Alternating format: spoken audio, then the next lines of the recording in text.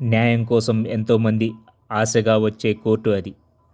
కూతురి ముఖానికి ముసుగు వేసి బిక్కుబిక్కుమంటూ కోర్టు ప్రాంగణంలో ఒక పక్కన కూర్చోంది కుటుంబం. వాళ్ళ దగ్గరికి ఎవరో వచ్చి బెదిరించినట్టు మాట్లాడుతున్నారు. ఈ కుటుంబం ఏడుస్తూ వారికి దండాలు పెడుతూ బతిమిలాడుకుంటుంది. అదంతా గమనిస్తున్నాడు లాయర్గా తొలిసారి వాదించడానికి కోర్టులో అడుగుపెట్టిన అమర్‌లాల్. ఇదో ఏదో జరుగుతోందని భావించి ఆ కుటుంబం దగ్గరికి వెళ్ళాడు అమర్‌లాల్. ఎస్ఐ స్థాయి అధికారి ఒకరు తమ కూతురిపైన అత్యాచారం చేయడంతో ఆ కుటుంబం న్యాయం కోసం కోర్టు మెట్లెక్కిందని, కానీ తన పలుకుబడితో బాలిక వాంగ్మూలాన్ని మార్చి కేసును పక్కదో పట్టించాడు ఆ పోలీసు అధికారి అని విషయం తెలిసిన అమర్ ఆ బాలికకు న్యాయం చేయడానికి ముందుకొచ్చాడు. ఈ క్రమంలోని బెదిరింపులు ఎదురైనా ధైర్యంగా ముందుకెళ్ళి పోలీసు అధికారికి శిక్ష వేయించాడు. అప్పటినుంచి అత్యాచారం బాధితులకు అండగా ఉంటూ వారి గొంతుకను కోర్టు హాల్లో వినిపిస్తున్నాడు. అమాయక ఆడపిల్లలకు న్యాయం జరిగేలా చూస్తున్నాడు.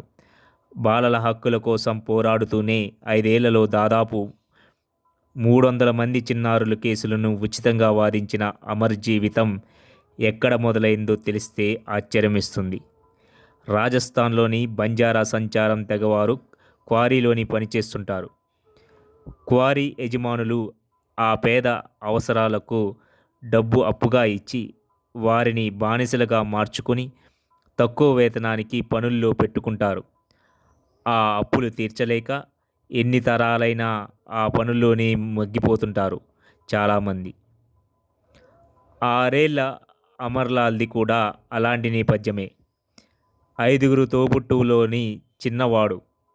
బంగారు బాల్యాన్ని క్వారీలోని తాకట్టు పెట్టిన ఆ చిన్నారికి క్రూరమైన ప్రపంచ పరిచయమైంది. అక్కడ ఏ చిన్న తేడా వచ్చినా విపరీతంగా కొట్టడం, కింద పడేసి కాళ్ళతో తొక్కడం, వాతలు పెట్టడం చేసేవారు.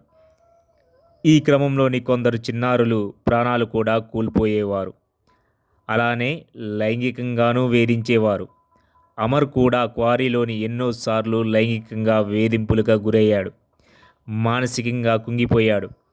అంత దుర్భరమైన అమర్ జీవితంలోని వెలుగులు నింపారు నోబెల్ శాంతి పురస్కార గ్రహీత కైలాష్ సత్యార్థి. అది 2001.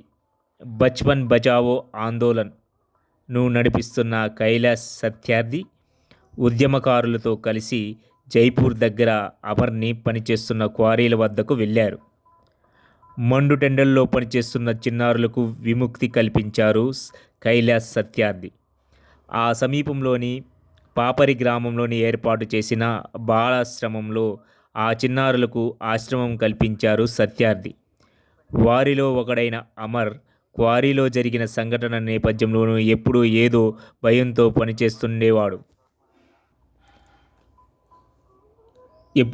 భయంతో వణికిపోతూ ఉండేవాడు. ఎవరితోనూ మాట్లాడేవాడు కాదు. దాంతో రకరకాల థెరపీలు, కౌన్సిలింగ్లు ఇప్పించి మామూలు మనిషి చేసిన స్కూలుకు పంపారు సత్యార్థి. క్రమంగా పరిస్థితులు అర్థం చేసుకుని చదవటం మొదలుపెట్టాడు అమర్‌లాల్. గతం ఉక్కిరిబిక్కిరి చేస్తున్న చదువునే తన ప్రపంచంగా మార్చుకున్నాడు. సత్యార్థి చేసే మంచి పనుల గురించి తెలుసుకోవడంతో పాటు పేదరికం వల్ల కొందరు తనలా బాలకార్మికులుగా మారుతున్నారని, మరికొందరు అక్రమ రవాణాలకు గురవుతున్నారని అర్థం చేసుకున్నాడు. ఆడపిల్లల పరిస్థితులు మరింత దారుణంగా ఉన్నాయని తెలిసి ఎంతగానో బాధపడ్డాడు. తను కూడా పెద్దయ్యాక సత్యార్థిలాగా పేద పిల్లల కోసం పనిచేయాలని నిర్ణయించుకున్నాడు. చదువుకుంటూనే స్థానిక గ్రామంలోని బాలల హక్కుల గురించి చెబుతూ వీధి నాటకాలు వేసేవాడు. చదువు ప్రాధాన్యం వివరించేవాడు. బాల్య వివాహాలు జరుగుతుంటే పోలీసులకు సమాచారం అందించి ఆపేవాడు. బాలల హక్కుల పోరాటంలోని చురుగ్గా వ్యవహరిస్తున్న అమర్‌లాల్‌కు 2010లోని బాలాశ్రమం తరపున స్వీడన్లో జరిగిన చైల్డ్ రైట్స్ అవార్డు ఫంక్షన్లోని పాల్గొనే అవకాశం లభించింది. బాలల హక్కుల పోరాటం చేస్తూనే ఇంటర్ పూర్తి చేసిన అమర్ ఆ తర్వాత కర్ణాటకలోని జనహిత కాలేజీలో చేరి న్యాయవాద విద్యను అభ్యసించాడు. 2018లో LLM పూర్తయ్యాక ఢిల్లీలోని తీస్ హజారీ కోర్టులోని 6 నెలల పాటు ప్రాక్టీస్ చేశాడు. తర్వాత ఓ అడ్వకేట్ వద్ద ఏడాది పనిచేశాడు. అప్పుడే నెదర్లాండ్స్లోని ఇంటర్నేషనల్ లేబర్ ఆర్గనైజేషన్ తన జీవితాన్ని వివరించడంతో పాటు బాలకార్మిక వ్యవస్థ గురించి మాట్లాడమని అమర్ను పిలిచింది. ప్రపంచ దేశాల నుంచి ఎంతోమంది ప్రాతినిధ్యం వహించి ఆ సదస్సులో మాట్లాడి అందరి మెప్పు పొందాడు అమర్. చదువు పూర్తి చేసి లాయర్ అయ్యాక అత్యాచార బాధితులకు అండగా ఉంటూ ఉచితంగా వాదిస్తున్నాడు. ఆడపిల్లలను చదువు దిశగా ప్రోత్సహించి వారికి ఉద్యోగాలు ఇప్పిస్తున్నాడు. సత్యార్థిలాగా బాలల హక్కుల కోసం పోరాడుతూ అక్రమ రవాణా నుంచి పిల్లల్ని కాపాడుతున్నాడు. ఒక దీపం మరిన్ని దీపాలను వెలిగించినట్టు ఎంతోమంది జీవితాల్లో వెలుగులను నింపుతున్నాడు అమర్.